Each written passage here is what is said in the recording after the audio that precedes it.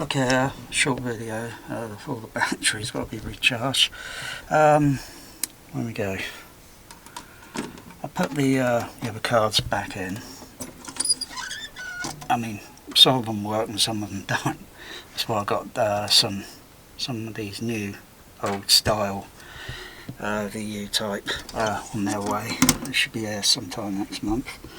But sound will still pass through. It's just the meter don't work. There's also the other signal meters down here. That's playing at the moment. I've got to still figure out the wiring, because obviously that's a center channel now, an input, generating a Dolby tone from the CP500.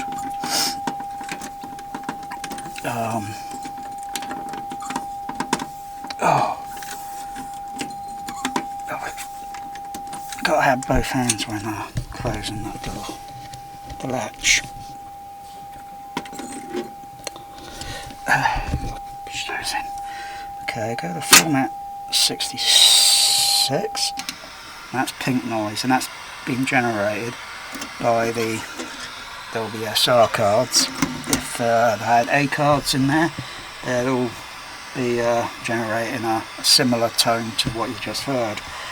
Kind of a bit wavy, sort of, where kind of fluctuates a little bit, and doesn't seem to be a fault. I have noticed on another video the same sort of sound signature. So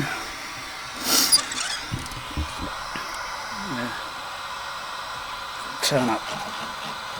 Oh, I'll go back. It's moving a little bit. Let's go back to format 68. Now you can see that. Yep. And that's the CP500 generating a Dolby tone.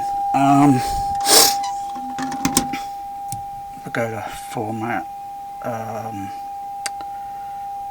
Where is it? Oh yeah.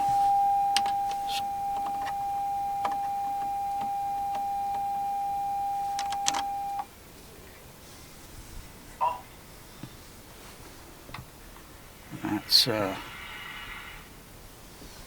so there's sound getting through. Obviously, that wouldn't have gone through. Communications with Starfleet Command, Captain. I'm aware of your engine design. And that fades down over a 3-second delay. I offer my services as science officer. With all due respect, Commander. If our exec has no objections. Of course not. I'm well aware of Mr. Spock's qualification. Mr. Chekhov, log Mr. Spock's Starfleet Commission reactivated. List him as science officer. Both effective immediately. Present. Well, so help me, I'm actually pleased to see Format. It'll be format 20. Conventional. Still going through.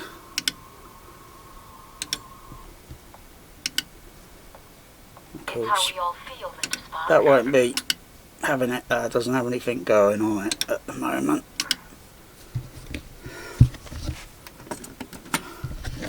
Mr. Spock. Also got a, so probably won't have the need to use that as an accessory output, because I've got a, well, hopefully if my it'll be here sometime early next month. Dolby accessory unit that I've seen, I've just brought, so that'll be sometime. So I'll have to remove that.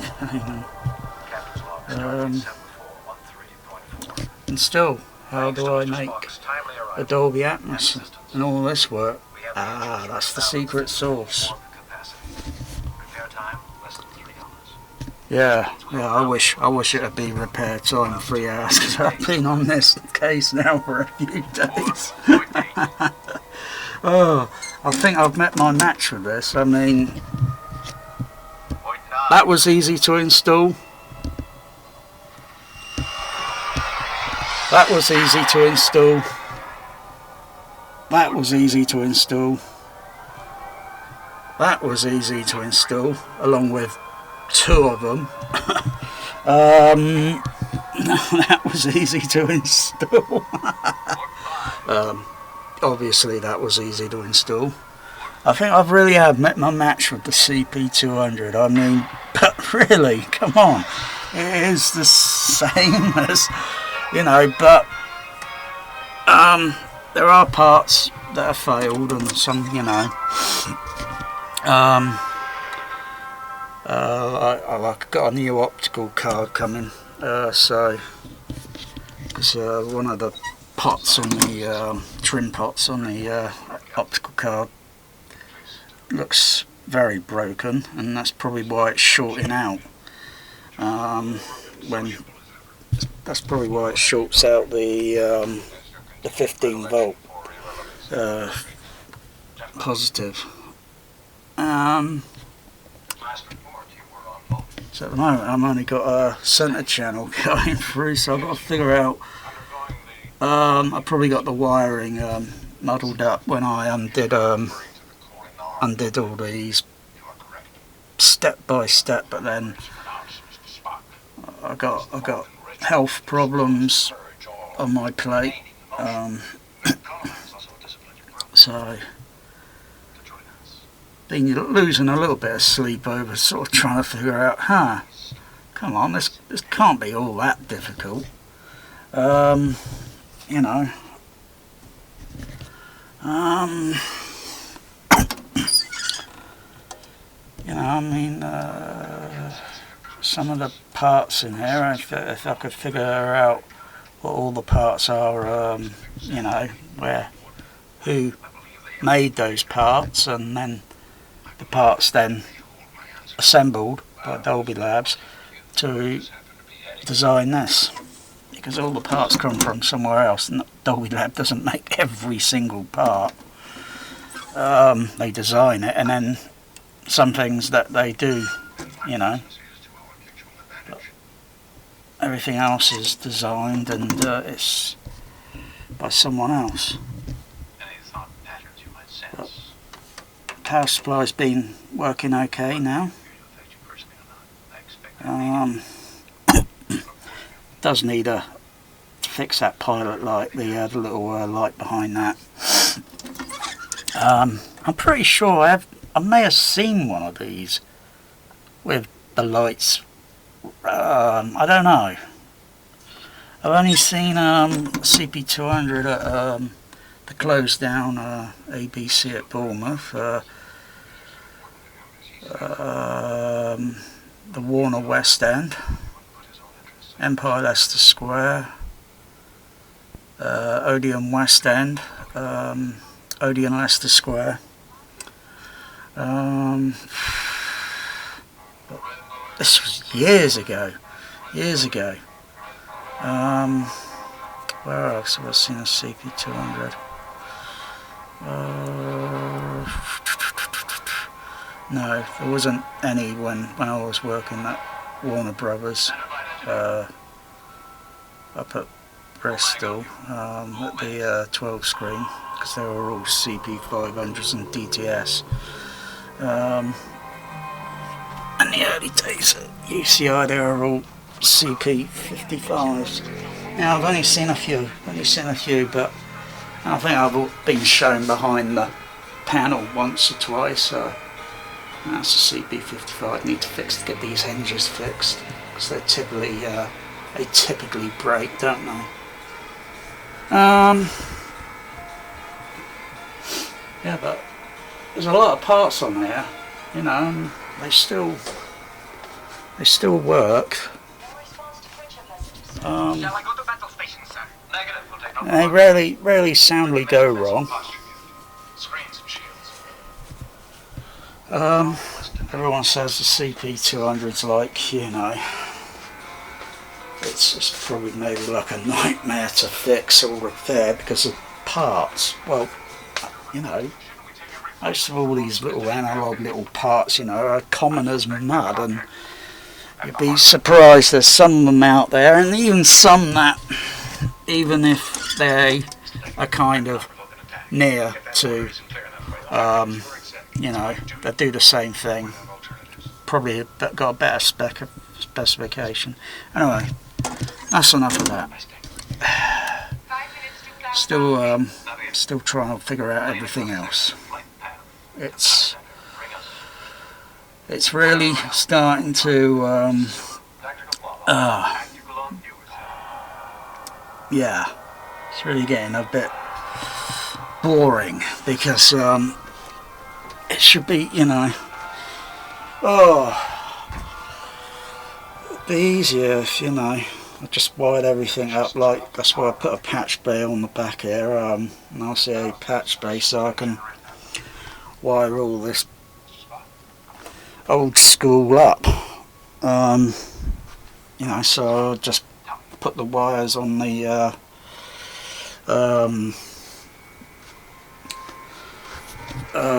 connect them all up onto the back of the unit, and then I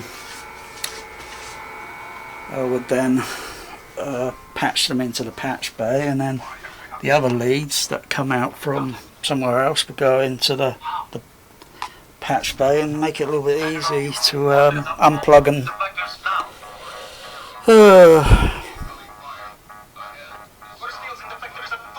but everything's working. I mean, I had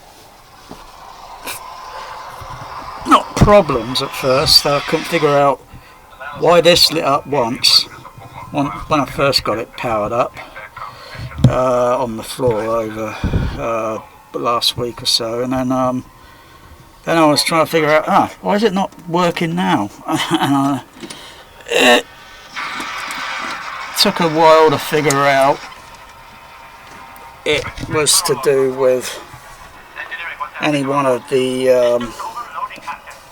cards here wasn't plugged in firmly. I thought it was plugged in, but you got to really give it a push, and then you hear it latching into the pins locking in. Yeah, so they're all in.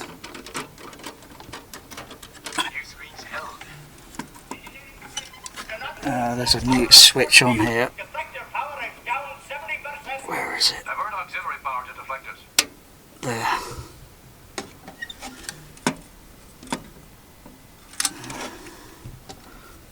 I was getting a bit confused at one time.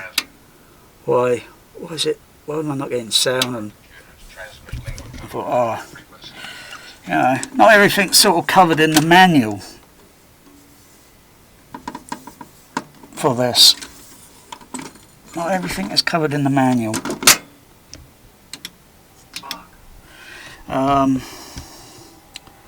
I think there should be a few manuals for this, but they're just not. I just can't seem to find them. There's a few on the Film Tech site, a few manuals, but I'm pretty sure there'll be a few more than that, more than 2 manuals. Anyway, enough of that.